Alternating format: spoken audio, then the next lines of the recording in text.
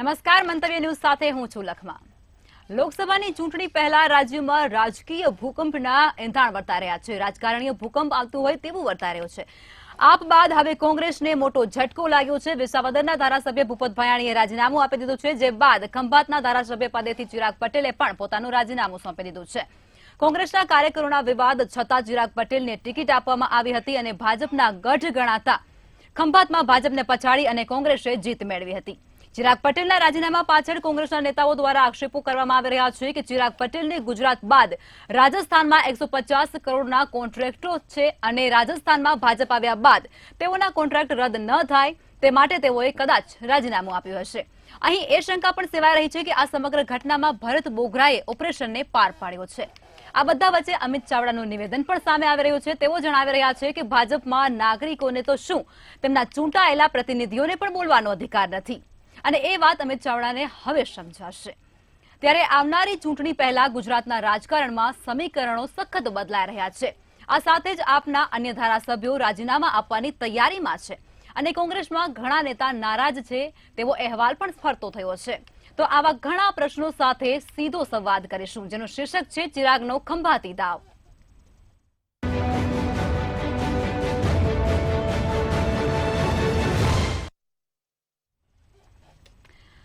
અમિત ચાવડાએ નિવેદન આપ્યું છે। ચિરાગ પટેલે જે પ્રમાણે રાજીનામું ધર્યું છે વિધાનસભાના અધ્યક્ષ પાસે અને ત્યારબાદ વિધાનસભાના અધ્યક્ષ પાસે જે રાજીનામું ધર્યું ત્યારબાદ તેઓએ જે એક બાઇટ આપી છે, આપણે તે સાંભળી લઈશું કે ચિરાગ પટેલે શું કહ્યું અને ત્યારબાદ આપણી ચર્ચાને આગળ વધારીશું।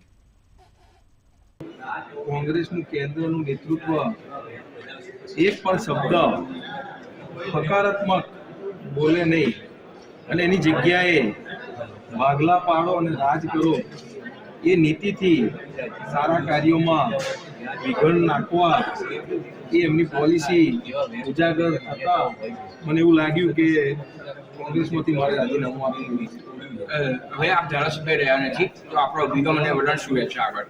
મારો અભિગમ, મારું વલણ એ મારા વિસ્તારના મતદાતાઓ છે અને મારા મત વિસ્તારના લોકોથી વિશેષ મારા માટે ભૂતકાળમાં પણ કંઈ નહોતું અને ભવિષ્યમાં પણ મારા લોકોથી વિશેષ મારા માટે કંઈ નહીં હોય। તમે તો આજ મુદ્દે આપણે ચર્ચા કરીશું અને ચર્ચામાં આપણી સાથે કમલેશભાઈ રાજગોર બીજેપીમાંથી જોડાયા છે, રીનાબેન ભટ્ટ જેવો વિશ્લેષક છે અને પ્રફુલભાઈ ત્રિવેદી જોડાયા છે જેઓ મંતવ્ય ન્યૂઝના એસોસિએટ એડિટર છે। સર, તમારી પાસે આવવા માંગીશ કે છેલ્લા 6 દિવસમાં એક આપના ધારાસભ્ય અને બીજા આજે કોંગ્રેસના એક ધારાસભ્યએ રાજીનામું ધર્યું છે, તો વિધાનસભાના અધ્યક્ષને આ રાજીનામા ધરાઈ ચૂક્યા છે, તો આ જે બાબત ઘટી છે તેને તમે કઈ નજરથી જુઓ છો એ સમજાવો। લખમાં 2024ની લોકસભાની ચૂંટણી નજીક આવી રહી છે, એમ રાજકીય દાવપેચ તમામ પક્ષો ખેલી રહ્યા છે અને જેમ જેમ નજીક આવશે એમ જે અત્યારે આ તો હજુ તો શરૂઆત છે।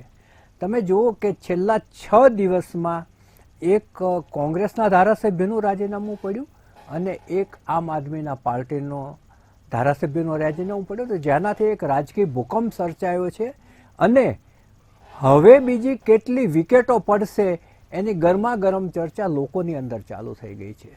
એટલે આ તમે જુઓ કે આજે જે ખંભાતના જે ધારાસભ્ય ચૂંટાયેલા હતા ચિરાગ પટેલ, એમણે વિધાનસભાના અધ્યક્ષ શંકરભાઈ ચૌધરીને રૂબરૂ મળી અને એમનું રાજીનામું ધરી દીધું। 6 દિવસ પૂર્વેની વાત કરીએ તો વિસાવદરના આમ આદમી પાર્ટીના ધારાસભ્ય ભૂપત ભાયાણીએ રાજીનામું આપ્યું હતું। એટલે આ 2 રાજીનામા છે એણે અનેક પ્રકારની શંકા કુશંકાઓ પેદા કરી છે પક્ષની અંદર, મતદારોની અંદર અને સામાન્ય લોકોમાં। હવે ખંભાતની જો વાત કરીએ તો 1990 એટલે કે 22 વર્ષ સુધી ભાજપનો ગઢ હતો અને 22 વર્ષ બાદ કોંગ્રેસને ગઢમાં ગાબડું પાડવાની તક મળી હતી અને એનું કારણ એવું નહોતું કે ચિરાગ પટેલ કોઈ જોરાવર ઉમેદવાર હતા, પરંતુ ત્યાંના જે સ્થાનિક ઉમેદવાર હતા મહેશભાઈ, એની સામે સ્થાનિક લોકોનો ખૂબ જ વિરોધ હતો અને આ બાબત ભાજપના હાઈકમાન્ડે પણ સૂંઘી લીધી હતી અને એટલા જ માટે ગૃહમંત્રી શ્રી અમિતભાઈ શાહ, યુપીના મુખ્યમંત્રી યોગીજી, પરેશ રાવલ જેવા સહિત અનેક મહાનુભાવોની ત્યાં સભાઓ યોજી હતી. આમ છતાં 3711 મતે કોંગ્રેસના જે ઉમેદવાર છે ચિરાગભાઈ એનો વિજય થયો હતો અને એ વિજયનું કારણ મહેશભાઈ સામેનો અસંતોષ હતો. હવે જ્યારે રાજીનામું આપ્યું ત્યારે ચિરાગભાઈએ એમ કહ્યું કે કોંગ્રેસમાં જૂથવાદ ચાલે છે, કોંગ્રેસ બોલે છે કંઈ અને કરે છે કંઈ, એને ઉઘરાણા અને વિરોધ સિવાય કાંઈ આવડતું જ નથી.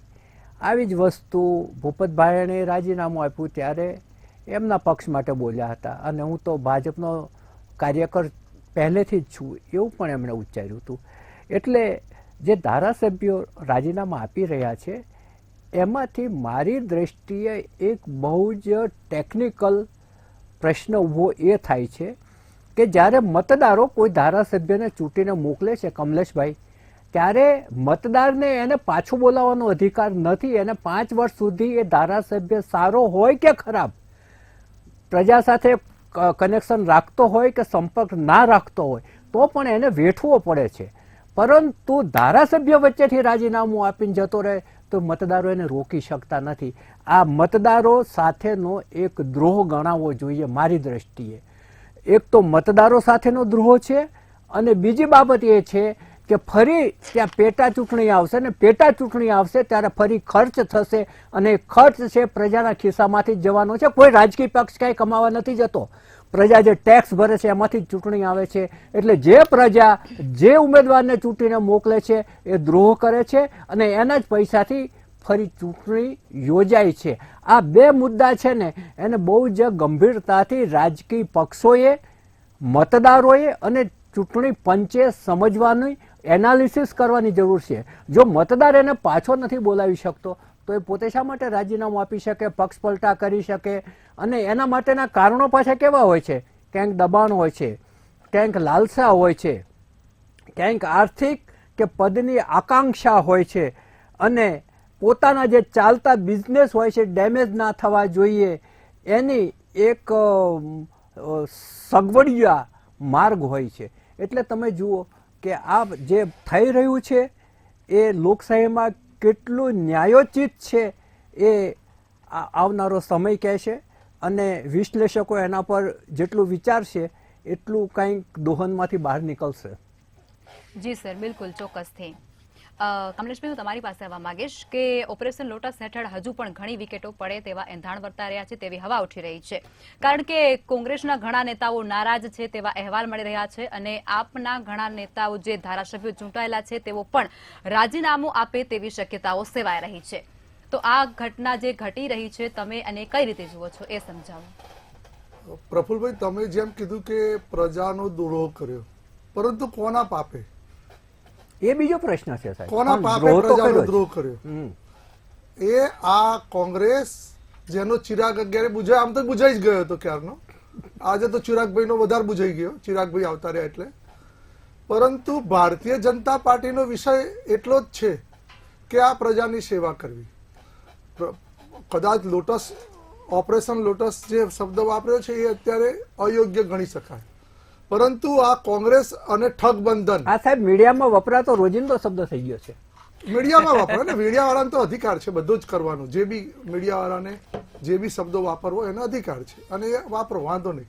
પરંતુ કોંગ્રેસના પાપે, આ ઠગબંધનના પાપે પ્રજા જે મત આપ્યા છે એ મત જે કામ થવા જોઈએ એમના એ થતા નથી.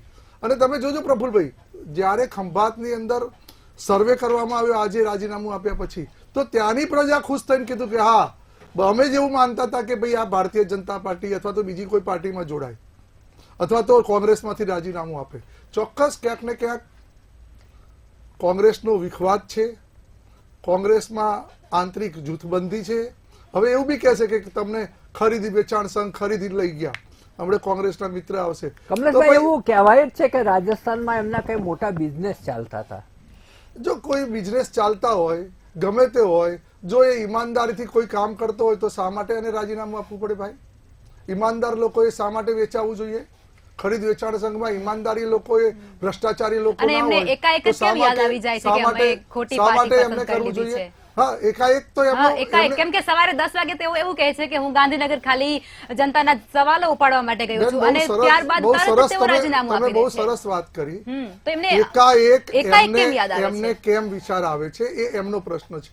હું માત્ર એટલું જ કહેવા માંગુ છું કે કોંગ્રેસ નેસ્ત નાબૂદ થઈ રહી છે.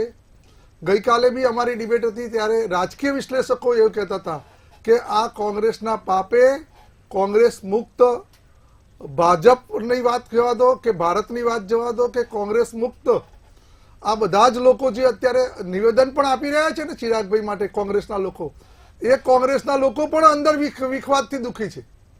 એ લોકો ક્યારે કોંગ્રેસને છોડી દેશે એ હજુ નક્કી નથી. એટલે આજે નિવેદન આપે છે, જેમ તમે કીધું કે 10 વાગે એવું કહેતા હતા ગાંધીનગર જઉં છું અને 11 વાગે એ રાજીનામું આપે છે, એવી રીતે જે નિવેદનો અત્યારે જે લોકોએ આપ્યા છે કોંગ્રેસના અગ્રણીઓએ, એ 1 કલાક પહેલાના નિવેદન પછી 1 કલાક પછી એ લોકો પણ ફરી જશે. કેમ કે ત્યાં દરેક વ્યક્તિઓ ગુંગરામણ અનુભવે છે. એમને કામ કરવાનો અવકાશ નથી. પ્રજાના કામો કરવા જાય છે એના કરતા ત્યાં આગળ અંદર ટાંગા ટેગરી ખેંચાખેંચની અંદર એમનો સમય વેડફી નાખે છે. એ જે કામો લઈને પ્રજાને આ સમક્ષ જવાનો તો વિષય આવતો જ નથી. માત્ર અને માત્ર એકબીજાના હિસાબ પતાવવાનું કામ ત્યાં આગળ હાર જીતના માટે થઈ રહ્યું છે. એટલે કોંગ્રેસ એના પોતાના પાપે અત્યારે પડી રહી છે. અને ચોક્કસ ક્યાંક ને ક્યાંક આવનારા દિવસોની અંદર જે ખંભાતની પ્રજા માનતી હશે એ પ્રમાણે કામો થશે તો ચોક્કસ ક્યાંક ને ક્યાંક આવનારા દિવસના પરિવર્તન આવશે. પરંતુ હું ચોક્કસ એવું માનું છું કે લોકસભાની અંદર, લોકસભાની પહેલા આમ કે આ એધાણ ને વાવા જોડું ને વંટળ એવું નથી પ્રફુલભાઈ. લોકસભામાં તો ભારતીય જનતા પાર્ટીએ તો ટાર્ગેટ લઈને ચાલી જ છે કે 26 માંથી 26 જીતી. ગઈ વખત બી અમે જીત્યા છીએ. આ વખત ટાર્ગેટ થોડું વધારે અમારે CR પાટીલ સાહેબે આપ્યું છે કે 26 5 લાખ વોટોથી લીડ સાથે જીતવું. અને એ આવનારા દિવસોની અંદર એ તો જો એક વસ્તુ કહું, દરેક વખત ટીવીની અંદર અમે જે જાહેરાત કરતા હોઈએ છીએ આગળથી, તો મીડિયાવાળા તો એવું જ કહે છે હજુ વખત આવશે ત્યારે પણ વખત આવશે ત્યારે તમે જોયું છે સાહેબ, જે એક્ઝિટ પોલ હોય છે એના કરતા પણ સારું પરિણામ અમે લાવીએ છીએ. એટલે આવનારા દિવસોની અંદર અમે ચોક્કસ 26 5 લાખની લીડ સાથે લોકસભાની સીટો એ સમયે ખબર પડશે. મુકેશભાઈ, મંતવ્ય ન્યૂઝમાં આપનું સ્વાગત છે. હું તમારી પાસે આવવા માંગીશ કે અત્યારે વિપક્ષમાંથી 4 રાજીનામાઓ પડે તેવી 100% સંભાવના વ્યક્ત થઈ રહી છે. પછી તે આપના હોઈ શકે છે કે કોંગ્રેસના પણ હોઈ શકે છે. એ સમય આવશે ત્યારે આપણને ખબર પડશે. પણ શું આ બધા નેતાઓ છે તેને આપોઆપ ખબર પડે છે? એકાએક કેમ ખબર પડે છે કે અમારે હવે અમે કોઈ ખોટી પાર્ટી સાથે જોડાઈ ગયા છીએ કે આ પાર્ટી છે તે જે આ નાગરિકો છે, જનતા છે, તેના સવાલો નથી ઉઠાવતી? એવું એકાએક કેમ આ બધા નેતાઓને ખ્યાલ આવે છે? તમે શું માનો છો? જો સૌથી પ્રથમ તો એક વાક્યનો જવાબ પહેલા આપી દઉં. એટલે જે બોલ્યા છે ને ભાઈ અભદ્ર ભાષા કે કોંગ્રેસનું પાપ ને, તો છે ને આ ભારતીય જનતા પાર્ટીના લોકલાડીલા પ્રધાનમંત્રીએ 2013માં આંદોલન કરી અને જે પ્રજાને છેતરી છે ને એનું પાપ આજે મોંઘવારી છે. હવે હું વાત કરું ધારાસભ્ય કે ધારાસભ્ય તૂટે છે ને કોંગ્રેસ તૂટે છે ને કોંગ્રેસ શેષ થઈ ગઈ. આ જે વાતો છે ને એ પાયાથી ખોટી એટલા માટે છે કે સૌ પ્રથમ તો એ જે ચિરાગભાઈ જે છે એ ધારાસભ્ય, એમણે જે વાતો કરી કોંગ્રેસ પક્ષની, તો જયારે એમને ટિકિટ મળી, પક્ષમાં હતા, એ લડ્યા અને કોંગ્રેસ પક્ષના મેન્ડેટ ઉપર એ પ્રજાએ મત આપ્યો, ત્યારે એમને કશું જ કોંગ્રેસનું ન લાગ્યું. નહીતર કોંગ્રેસને ત્યાં મેન્ડેટ લેવા માટે પણ લાઈ નથી, છતાં પણ એમને ટિકિટ આપી હતી. બરાબર? એટલે એ વખતે એમને કશું લાગ્યું નહીં. અને અત્યારે હાલ જે રાજસ્થાનના એમના કોન્ટ્રાક્ટ જોખમમાં એટલે લાગ્યા કે ભારતીય જનતા પાર્ટીની જ્યાં સરકાર આવે ત્યાં જે ડબલ એન્જિન વાળી વાત છે એમાં જો કોઈ એમના વિરોધી હોય કે એનો કોન્ટ્રાક્ટ હોય તો એને 100% તકલીફ પડે એવું કામ કરે. એ પછી ઈમાનદારી હોય કે ના હોય પણ એને તકલીફ પડે, આવું એને ડર લાગ્યો હોય. અને બીજા અનેક પ્રલોભનો કે જ્યાં આ લોકોને લોકશાહી ખતમ કરવા માટેનો એક જે નિર્ણય લીધો હોય એવી વાત છે. પહેલા તો આપણા લોકલાડીલા પ્રધાનમંત્રી અને ભાજપના પ્રવક્તાઓ એવું પણ કહેતા કે કોંગ્રેસ મુક્ત ભારતની વાત કરીએ છીએ. આજે દક્ષિણ ભારત ભાજપ મુક્ત દક્ષિણ ભારત થઈ ગયું. બરાબર? અને જે આપણા લોકલાડીલા પ્રધાનમંત્રીનો જે ગ્રાફ છે એ તો નીચે જતો જાય છે. તો નહીતર બધે જ જીતી ના જાય જો કોંગ્રેસ શેષ થઈ જવાની હતો. એટલે એવી કોઈ વાત નથી કે કોંગ્રેસને કોઈ તકલીફ પડે. હા, જે ભારતીય જનતા પાર્ટી અત્યારે કરી રહી છે એ લોકશાહી વિરુદ્ધનું કૃત્ય કરી રહી છે. અને જે ચિરાગ પટેલ આજે રાજીનામું આપી અને જે કંઈ કરી રહ્યા હોય, તો હું એવું ચોક્કસપણે માનું છું કે એ વિસ્તારની જનતા એને કોંગ્રેસની વિચારધારાવાળા મેન્ડેટ ઉપર લડતા ઉમેદવારને મત આપ્યા છે, નહીં કે કોઈ ચિરાગભાઈ પટેલને એકલાને મત આપ્યા છે. અને 100% હું માનું છું કે ચૂંટણી આવશે અને એની અંદર આ જ મતદારો, એ ચિરાગભાઈ હોય કે ભારતીય જનતા પાર્ટી હોય કે એમના કોઈ પણ ઉમેદવાર હોય, એને જડબા તોડ જવાબ એટલે આપશે કે એને મતદારોનું પોતાની એક ઈચ્છાનું હનન કર્યું છે ભારતીય જનતા પાર્ટીના ઈશારે. અને ભારતીય જનતા પાર્ટી દ્વારા કરાવવામાં આવેલું આ કૃત્ય છે, ચોખ્ખું કહું છું. કારણ કે સામ દામ દંડ ભેદની નીતિથી અત્યારે આ સરકાર ચાલી રહી છે. એક બાજુ લોકલાડીલા પ્રધાનમંત્રી એવું ભાષણ કરે કે આપણે લોકશાહીની જરૂર છે અને લોકશાહીની અંદર વિરોધ પક્ષની જરૂર છે, અને એક બાજુ વિરોધ પક્ષને ખતમ કરવાનું કામ કરી રહ્યા છો. ગુજરાતની અંદર 156 સીટ તમારી પાસે છે, તો તમને કેમ ડર લાગે છે હજી કે કોંગ્રેસ હોવી જ ના જોઈએ, વિરોધ પક્ષ ના હોવો જોઈએ? આવા પ્રયત્નો શેના માટે કર્યા કરો છો? તમને ડર શેનો છે?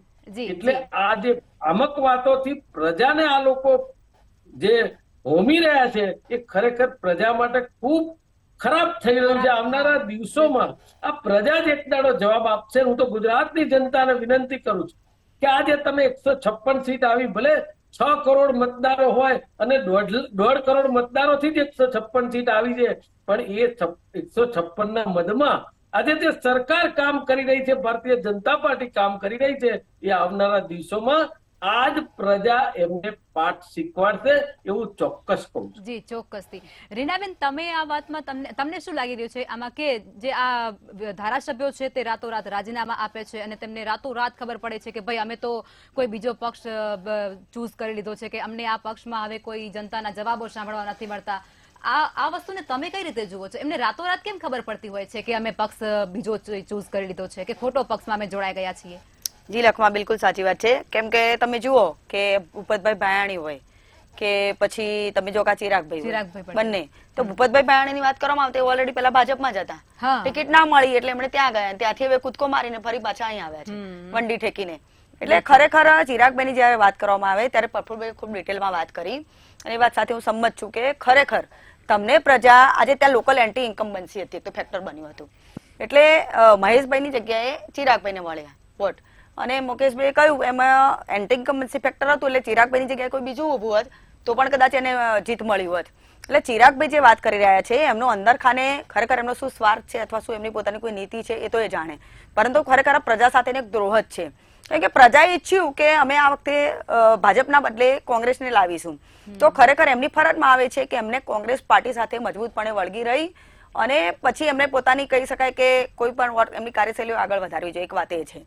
અને પાર્ટીથી અસંતોષ હોય તેમણે રજૂઆત કરવી જોઈએ. કે એક વસ્તુ એ પણ છે કે અગાઉ આપણે ઘણા બધા નેતાઓ સામે સાંભળ્યું છે કે રઘુ શર્મા સામે ઘણી બધી ફરિયાદો વ્યાપકપણે ઉઠી હતી, અને એ પછી તમે જો તો ટિકિટમાં જે પણ ડખા થયા એ પણ બધું બહાર આવ્યું હતું કે ટિકિટ કઈ પ્રકારે વેચાઈ હતી, અને એમણે ખૂબ મોટા કૌભાંડો કર્યા હતા. એટલે કહી શકાય કે કોંગ્રેસ જે અહીંયા ખરેખર તૂટી છે એ કહી શકાય કે એની જે ટોચની નેતાગીરી છે, જે સંગઠન જે છે, સંગઠનના જે માળખું છે, એના પ્રદેશ પ્રમુખ છે, બધાની જવાબદારીઓ ક્યાંક ને ક્યાંક છે, એ પણ એક સાચી વાત છે. અને ડેમેજ કંટ્રોલ નથી કરી શકતું એ પણ સાચી વાત છે. એટલે બંને વાત સાચી છે, પરંતુ આ જે નેતાઓ પ્રજા સાથે દ્રોહ કરે છે એ કહી શકાય કે વિશ્વાસઘાત જ છે. કે તમને એમ લાગ્યું કે બે આ જહાજ અત્યારે ખૂબ સફળતાથી આગળ વધી રહ્યું છે એટલે આપણે કૂદકો મારીને એની વંડી ઠેકીને આપણે ત્યાં જઈએ તો આપણને કંઈક ફાયદો થશે, એનો મતલબ સીધો એવો જ નીકળે છે લખમાં. બાકી તમે જુઓ કે ભાજપ પણ કહી શકાય કે ભાજપને પણ આ મુદ્દે આપણે એમ કહી શકીએ એમ છીએ કે ભાજપને ખરેખર આવા નેતાઓની કોઈ જરૂર નથી, કેમ કે ભરપૂર વિનમાં છે, એમનો ઘોડો ભરપૂર વિનમાં છે, તો એમને કોંગ્રેસના જે નેતાઓ આવે છે પેરાશૂટ બનીને એમને શું કામ આવકારવા જોઈએ? CR પાટીલે તમે જુઓ ગત ટર્મમાં કહ્યું હતું આવું ચોખ્ખું કે અમે લોકો નહીં આવકારીએ, પછી પણ ઘણા બધા ગયા હતા. અને ગત ટર્મમાં તમે જુઓ તો લગભગ 28 જેટલા ને 28 પછી 32 ને એમ ઘણા બધા નેતાઓ કહી શકાય કોંગ્રેસના કોઈને કોઈ વંડી ઠેકી અને ભાજપમાં જોડાયા હતા, અને કેટલાક લોકો એમાં શરતો પણ કરી હતી અને ટિકિટોની કહી શકાય કે સમાધાન પણ કર્યા હતા અને બધું પ્રજા પણ જાણે જ છે, કેમ કે આ બધી જાહેર જે બાબતો હોય છે ક્યાંક ને ક્યાંક બહાર આવી જ જતી હોય છે મોટા ભાગે. એટલે કહી શકાય કે બંને પાર્ટીઓ આમ જોવા જઈએ તો સમજવાની જરૂર છે, કેમ કે ભાજપને ખરેખર જરૂર નથી. તમને 156 મળે છે, તમને અહીંયા 26 મળવાની છે અને લોકસભામાં 400 મળવાની છે, તો તમારે ઉધાર કહી શકાય કે નેતાઓ જે છે એમની ક્યાં જરૂરત છે? એમને કોંગ્રેસનો સિક્કો જ વાગેલો રહેવા દો, કેમ કે પ્રજા પણ ઓળખશે. જો એ કામ નહીં કરે તો પ્રજાને પણ ખ્યાલ આવશે કે ભાઈ ત્યાં ડખા છે ને કામ નથી કરી રહ્યા, તો પ્રજાને ઓળખવા દો. જી કમલેશભાઈ, તમારી પાસે આવવા માંગીશ કે અત્યારે જે આ સવારે આખી ઘટના બની છે તેને આપણે ઘટનાક્રમ પ્રમાણે જોઈએ તો 10 વાગ્યાની આસપાસ ચિરાગભાઈએ એવું કીધું હતું કે તે ગાંધીનગર પ્રજાના પ્રશ્નોને લઈ અને જાહેરાત કરવા માટે જાય છે કે પ્રજાના પ્રશ્નો ઉકેલવા માટે જઈ રહ્યા છે, અને પછી અચાનક 11 વાગ્યાની આસપાસ તેઓ રાજીનામું ધરી દે છે. તો આ ઘટનાને તમે રાજકારણ રીતે કઈ રીતે જુઓ છો? કેમ કે તમે એક રાજકારણી નેતા છો, તમે આ ઘટનાને આખીને કઈ રીતે જુઓ છો એ સમજાવો. ચોક્કસ, જો ઘટનાની દ્રષ્ટિએ આખો વિસ્તૃત અહેવાલ, કદાચ સાચો અહેવાલ તો ચિરાગભાઈ જ આપી શકશે. અને આ ચિરાગભાઈ અને કોંગ્રેસનો પ્રશ્ન છે, એટલે આ પ્રશ્ન જો કોંગ્રેસના મિત્રને પૂછ્યો હોત તો કદાચ સારી રીતે આપી શકે. છતાં પણ હું એવું માનું છું કે જે કામો ત્યાં ખંભાતની પ્રજાના કરવા જોઈએ એ સારી રીતે થઈ શકે એવું એમને નહીં લાગ્યું હોય દિવસે, અને એમને એમ લાગ્યું હશે કે પ્રજાના કામો કરવા માટે મારે ક્યાંક ને ક્યાંક કોંગ્રેસની અંદર જે પણ હું કામ કરી રહ્યો છે એમાં કાંઈ અવકાશ નથી. અને બીજો પ્રશ્ન એ પણ થયો હોય, હું તમને કહું, તમે કહો છો કે ત્યાં આગળ ખંભાતની અંદર માત્ર એન્ટી ઇન્કમ્બન્સી, સાહેબ થોડા વોટોથી અમારા ભારતીય જનતા પાર્ટીના જે ઉમેદવાર હતા એ હારી ગયા હતા. એટલે મોટા ભાગના વોટ તો ત્યાં આગળ એવું નથી કે બધા જ વોટ કોંગ્રેસને મળ્યા, ત્યાં ભારતીય જનતા પાર્ટીનો ગઢ છે અને ત્યાં વોટ પણ મળ્યા છે. અને લોકસભાની અંદર તમે એ પરિણામ જોવા મળશે કે ખૂબ જ પ્રમાણમાં અમને વોટ મળવાના છે. એટલે જ્યાં વિકાસની ગતિ અટકી છે તો પ્રજા પણ એવું ઈચ્છતી હોય કે વિકાસ જે રીતે ચાલતો હતો અગાઉ 1 વર્ષ પહેલા એવો વિકાસ અત્યારે અટક્યો છે. એટલે પ્રજાનું પણ દબાણ ધારાસભ્ય ઉપર વધારે હોય, એટલે ધારાસભ્ય શ્રી વધારે પ્રેશરથી ક્યાંક ને ક્યાંક કામ કરવા માંગતા હોય, પરંતુ કોંગ્રેસની અંદર એમને અવકાશ ન મળ્યો, એમના કામો ન થયા, ક્યાંક ને ક્યાંક એમને ગુગરામણ અનુભવી. મેં બધા જ પ્રશ્નો કીધા, પરંતુ આ બધા જ પ્રશ્નોનો સાચો જવાબ તો એ જ વ્યક્તિ આપી શકે. એટલે આ વિસ્તૃત અહેવાલ જે છે એ કદાચ રાજકીય વિશ્લેષકો આપી શકે, પરંતુ હું ચોક્કસ એવું માનું છું કે ભારતીય જનતા પાર્ટીની વિચારધારા સાથે એક જ વસ્તુ થવાની છે કે વિકાસ, વિકાસ, વિકાસ. અને વિકાસ પછી આવનારા દિવસોની અંદર હવે જે બીજું દસકો આવશે એ વિકસિત ભારત તરફ લઈ જવાનો જે દસકો છે એમાં જો જે પણ કામ કરશે એ બધા જ લોકો, વિરોધ પક્ષ હોય, આપણો પક્ષ હોય, આપણા એન્ટી ઇન્કમ્બન્સી વાળા એટલે કે અમને ન ગમતા માણસો હોય, પણ બધા જ સાથે મળીને જો કામ કરશે તો ભારત દેશ ચોક્કસ વિકસિત ભારત દેશની અંદર આવવામાં આવતા દસકાની અંદર વાર નહીં લાગે. જી ચોક્કસથી. મુકેશભાઈ, હું તમારી પાસે આવવા માંગીશ કે આજે ચિરાગભાઈ છે તેમણે રાજીનામું આપ્યું છે, તેના પાછળના અનેક દાવાઓ કરવામાં આવી રહ્યા છે અને પાછળ પગલાં ભરવામાં આવી રહ્યા છે, પરંતુ તમે આ ઘટનાને કઈ રીતે જોઈ રહ્યા છો? કારણ કે તેમાં એક એવું પણ વાક્ય ઉમેરવામાં આવ્યું છે તેઓ હાઈકમાન્ડથી નારાજ હતા અને નારાજગીને કારણે તેઓએ આ પગલું ભર્યું છે. તમે આ વાત સાથે સહમત છો? જુઓ, પહેલા તો હાઈકમાન્ડથી નારાજ છે ને એ વાત સાથે એટલે સંમત નથી કે હું પણ 30 વર્ષ જૂનો કાર્યકર્તા છું, મને પણ ક્યાંક ને ક્યાંક કંઈક વસ્તુમાં પ્રોબ્લેમ થયો હોય, એટલે એનો મતલબ એવો નથી કે હાઈકમાન્ડથી નારાજગી થાય હું રાજીનામું આપી દઉં.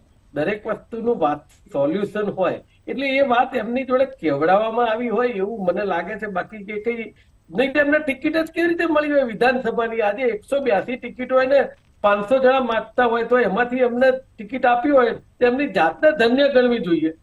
બીજી વાત એવી છે કે આ જે હમણાં ભારતીય જનતા પાર્ટીના પ્રવક્તા એક મહત્વનું વાક્ય બોલી ગયા છે કે ચિરાગભાઈને એવું લાગ્યું હોય કે ખંભાતનો વિકાસ હવે અટકી ગયો છે. આ બહુ સાચી વાત બોલ્યા, કારણ કે માનનીય લોકલાડીલા વડાપ્રધાન એવું બોલતા હોય છે કે ડબલ એન્જિનની સરકાર હોય તો જ વિકાસ શક્ય છે, બરાબર? એટલે મુકેશભાઈ ટૂંકમાં બતાવજો, સમયનો અભાવ છે. હોય તે વિસ્તારમાં ગુજરાતની ભારતીય જનતા પાર્ટીની સરકાર કામ કરતી નથી, એટલે જે કોંગ્રેસમાંથી ચૂંટાયેલા ધારાસભ્ય હોય એને ભાજપમાં જવાની ઈચ્છા થાય, આવું ભારતીય જનતા પાર્ટીના પ્રવક્તા ડાયસ ઉપરથી બોલ્યા છે, એ રેકોર્ડેડ છે. એટલે 100% દેખાય છે કે ભારતીય જનતા પાર્ટીની કરણી અને કથનીમાં ફરક છે. જી. બાકી તો તમે એક બાજુ ભારતને વિકસિત ભારતની વાત કરો છો, વિશ્વગુરુની વાત કરો છો અને 80 કરોડ લોકોને મફત અનાજ આપવાની વાત કરો છો, તો કઈ જગ્યાએ તમારો પ્રાસ બેસે છે એ તો નક્કી કરો. જી, 80 મુકેશભાઈ, કરોડ જી. લોકોને એક બાજુ જો મફત અનાજ આપતા હોઈએ તો વિકસિત ભારતની વાત કરતા પહેલા આપણે જે અનાજ મફત આપવું પડે છે એ બંધ થવું જોઈએ. જી, જી, એને જી. વિકસિત ભારત કહેવાય. સમયનો અભાવ છે. ખાલી રોકવા તમે માંગીશ મુકેશભાઈ. diamond good કોટા બનાવી દો, ઇન્ટરનેશનલ એરપોર્ટ બનાવી દો અને જી, 80 મુકેશભાઈ. કરોડ લોકોને તમે મફત અનાજ આપો તો ક્યાં જી. છે ગરીબી ને ક્યાં ગયા ગરીબો? જી, તમે મુકેશભાઈ. માત્ર મુકેશ- જુઠ્ઠાણા ફેલાવી અને જો મત મુકેશભાઈ, લેવા તમને રોકવા માંગતા હોય માંગીશ. તો હવે સમયનો ગુજરાતની અભાવ જનતા છે. તમને લોકસભામાં 100% જવાબ આપશે. જે 5 લાખની વાત કરો છો ને જી. 26ની, એ આ વખતે આસાન નથી. કારણ કે 2013માં તમે છેતરી ગયા, 2019માં સાખી લીધું. હવે આ વખતે 2024ના મુકેશભાઈ, હું તમને રોકવા માંગીશ. સમયનો અભાવ છે. જવાબ ભારતીય જનતા પાર્ટીને આજ પ્રજા આપશે. જી, ચોક્કસથી. સર, હું તમારી પાસે આવવા માંગીશ પ્રફુલ્લ સર, કે આજે અત્યારે ભાજપ અને કોંગ્રેસ અને આપના જે નેતાઓ ધારાસભ્યો રાજીનામું આપી રહ્યા છે અને તેઓ ભાજપમાં જોડાઈ શકે તેવી ખૂબ મોટી સંભાવનાઓ વ્યક્ત કરવામાં આવી રહી છે, બરોબર? તો એનાથી ભાજપને શું ફાયદો થશે તે ટૂંકમાં જણાવજો. ભાજપનો ફાયદો એ છે કે એની જે સંખ્યા બળ છે એ વધે. પણ એમની પાસે તો પુષ્કળ સંખ્યા છે, એવું તો રીનાબેને કહી દીધું ને સર. એમ આ બધી એક એ લોકોની જે ગોઠવણ.com હોય છે એ એનું હાઈકમાન્ડ જ જાણતું હોય છે કે આ ક્યાં કુકરી મારીને કયો ક્યાં શું કામ કોને ખેર્યું અને એને ક્યાં મૂકવાનો છે, વખારમાં મૂકવાનો છે કે જાહેરમાં મૂકવાનો છે, એ પણ એનું સ્થાન પણ નક્કી હોય છે. પરંતુ આ જે રાજીનામા મૂકનારા લોકો છે એની વિચારધારા રાતોરાત બદલાઈ કેમ જાય છે એ બહુ મોટો પ્રશ્ન છે. બીજી વાત એ છે કે જ્યારે ટિકિટ આપે ત્યારે જે પક્ષ એને બહુ સોહામણો લાગતો હોય છે એ જ પક્ષ જ્યારે રાજીનામું આપતી વખતે એકદમ ભૂંડો લાગે છે. આ એક એ અચાનક જે બદલાઈ જતા જે વિચારો છે ને એ કોઈ સાયકાટ્રિકે આનું એનાલિસિસ કરવા જેવું હોય છે. અને એના એટલા માટે કે હવે જે વિકાસની વાતો છે બધું છે, સૌનો સાથ સૌનો વિકાસ બધું છે, પરંતુ એની વચ્ચે પણ આ જે રાજીનામાઓ પડી રહ્યા છે, વિચારધારાઓ બદલી રહી છે, મતદારો સાથેનો દ્રોહ થઈ રહ્યો છે, એ એટલું જ સત્ય છે. જી સર, બિલકુલ, ચોક્કસથી. તમામ મહાનુભાવો ચર્ચામાં જોડાયા તે બદલ આપ સૌનો આભાર. ભાજપ ચૂંટણી સમયે હંમેશા તોડજોડની નીતિ અપનાવતી હોય છે. શામ, દામ, દંડ અને ભેદની બધી જ પ્રકારે તે લડી લેવાના મૂડમાં હોતી હોય છે. ત્યારે આ વખતની ચૂંટણીમાં પણ ચૂંટણી પહેલા કોંગ્રેસ અને આપમાંથી રાજીનામાઓનો દોર શરૂ થઈ ચૂક્યો છે અને રાજીનામા આપ્યા બાદ તમામ નેતાઓ ભાજપમાં જોડાય તેવા એંધાણો પણ વર્તાઈ રહ્યા છે. કોંગ્રેસનું સંગઠન નબળું બનતું હોય તેવું સાફ વર્તાઈ રહ્યું છે. સાથે જ આપના અન્ય ધારાસભ્યો રાજીનામા આપવાની તૈયારીઓમાં છે અને કોંગ્રેસના નેતા પણ ક્યાંક નારાજ છે તેવી હવા ફેલાઈ રહી છે. હવે આ બધા પરથી કહી શકાય છે કે રાજકારણના તમામ સમીકરણો છે તે અહીં બદલાઈ શકે છે, પરંતુ કમલમની વેલકમ પાર્ટીમાં કોનો વેલકમ થાય છે તે જોવાનું રહ્યું. આજ સાથે ચર્ચામાં સમાપ્ત કરીશું. નમસ્કાર.